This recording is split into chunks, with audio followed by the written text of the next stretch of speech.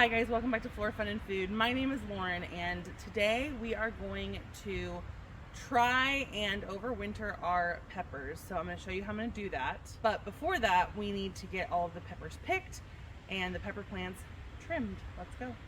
So the first step is to pick every pepper, even if it's not ripe, because we're going to have snow and freezing temperatures today. So I need to get these done or they're just going to die.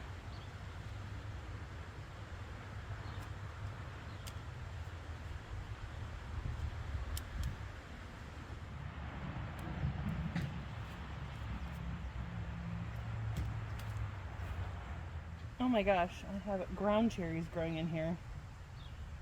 That's funny, they self-seeded.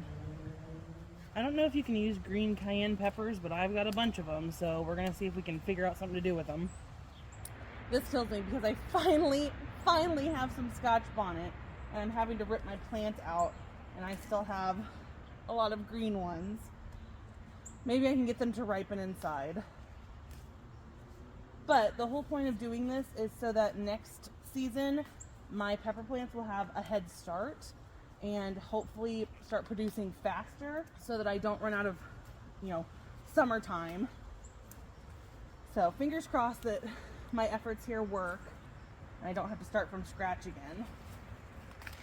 Look at all these green ones. Oh, I'm so sad. Oh. Okay, we have the majority of our spicy peppers picked. I'm gonna leave all of my Tabasco peppers on because half of them are not ripe and I really want to make Tabasco sauce. Sorry about my neighbor's dog. So we're gonna try and continue growing these inside. There's our gorgeous pepper harvest. Okay, our next step is to start chopping all of the branches and leaves off, and it's going to be really sad, but it's going to be worth it, hopefully. Okay, so for this cayenne, I think it's my, is it my dragon or my longfin? I don't remember. I'll look back at my other video. So we are going to chop most of the branches to the base, and it's so sad, I know, but we are just basically trying to get it to just survive the winter in kind of a dormant stage. And so I'm going to pull all the leaves off. So we don't need the plant focusing energy onto leaf production. We want root production, or no production at all since it's winter. Then we're going to carefully dig up the entirety of the root ball. There we go. Get as much of the dirt off as we can. And we'll give this a rinse and get those clumps of dirt off. But I know this looks really sad, but we just want really the main stem with all of the offshoots, and that's all it needs to survive the winter. So I just got some old nursery pots that I've kept, and we're gonna go fill these with dirt later, but for now I'm just gonna put them in their respective containers and get all this taken care of, and then we'll fill it with dirt after we've rinsed the roots. Okay, this is our Scotch bonnet. So I'm going to go ahead and trim all of these branches and leaves that are down below because we don't need to save those. And then we want to keep this nice fork here, but everything past that we can get rid of. So I'm going to go ahead and cut this one right above this node here. And same with all the other ones. I'm just going to find kind of a healthy node and cut right above it. Like that. We'll get rid of this extra piece of foliage. And then same here. We're going to cut any extra foliage. I'm going to go one node up from the fork and just start chopping. I know it's really sad. Like that. And same over here. We're just going to chop these extra branches.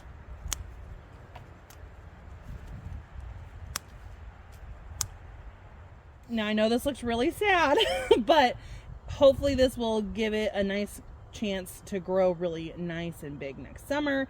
But this is what we're going to end up with all of these pepper plants. So this is my Scotch bonnet. This is also a Scotch bonnet, and they're both super healthy, so I'm going to try and keep both of them. And now we're just gonna get the root ball dug out nice and carefully.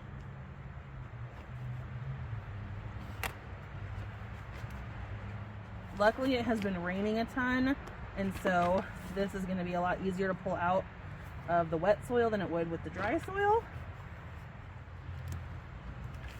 And we're gonna shake as much of this extra dirt off as we can,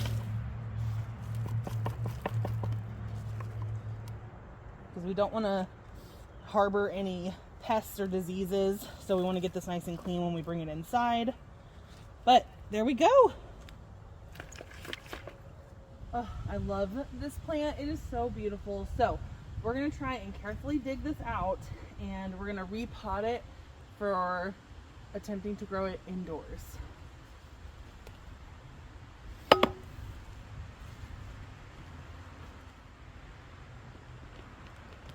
Oh my gosh, this root ball is huge. Oh.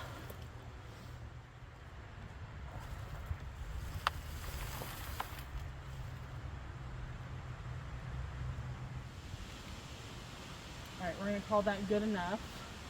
I don't want to jostle this one too much. We're definitely going to need a bigger pot than this, so we'll just set it in here for now so it's labeled. Obviously I know what it is, but... All right, we'll get that one repotted in a bigger pot. But as you can see, everything else has been chopped and it's ready to get some soil in these pots. Okay, so I'm gonna be lazy because I'm really cold and I wanna go inside. So I'm not gonna rinse the root ball off to get the rest of this soil off. But when I go inside, I am going to treat each of these with some horticultural oil. It'll just kill pests and things like that. I may also eventually treat it with some neem oil, anything that's going to prevent diseases or pests or things like that. So I'll just keep a really close eye on them. It is so cold, and I'm afraid that rinsing these in really cold water is going to do more harm than good. So we're just going to plant these as is.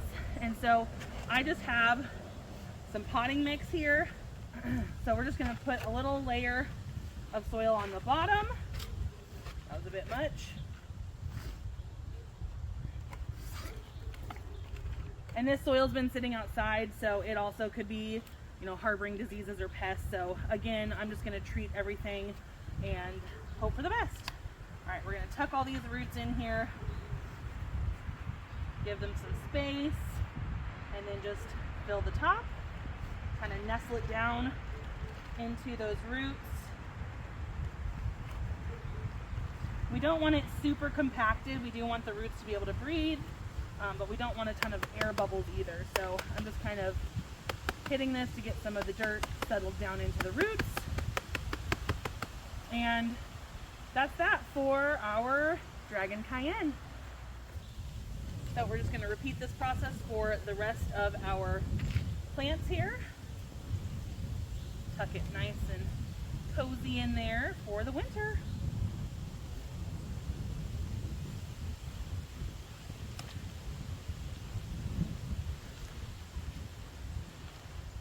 These are ones that I purchased, and I'm just going to leave them in their containers, maybe add a little bit of soil because this one kind of got, you know, lost some.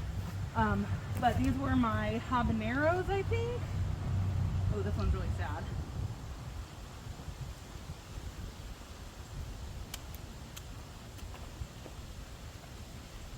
And then these were my Carolina Reapers, so I do want to save these.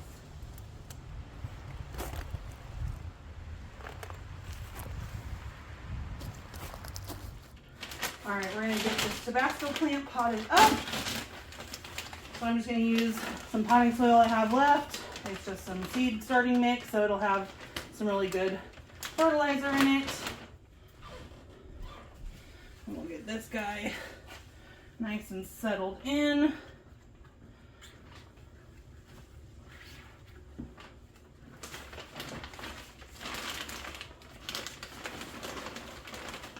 And we'll just backfill it.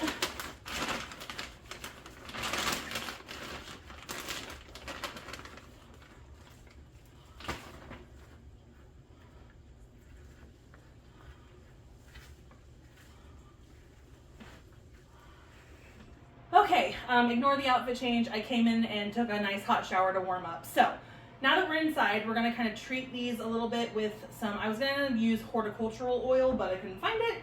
So I have Azamax, which kills all kinds of pests. So we're gonna treat each one of these with a little bit of that and get them set up. I think I have found a good spot for my Tabasco plant, so let's get going. So for this Azamax, I'm just gonna put probably a cap full into my watering can and then fill it with water. All right, and we're just gonna kind of give it a nice soak. This soil that I used here was really dry, so I'm gonna give it a little bit more water. But this Azamax should do the trick and keep all those nasty pests out of our house. All right, and I'm actually just gonna put this right here on the floor. So that way I can clip this grow light right here and twist it and get it situated. All right, we've got it plugged in. And this does have a timer function, so I'll just turn that on and get it going. But now it'll get some nice light and hopefully our Tabasco peppers will ripen.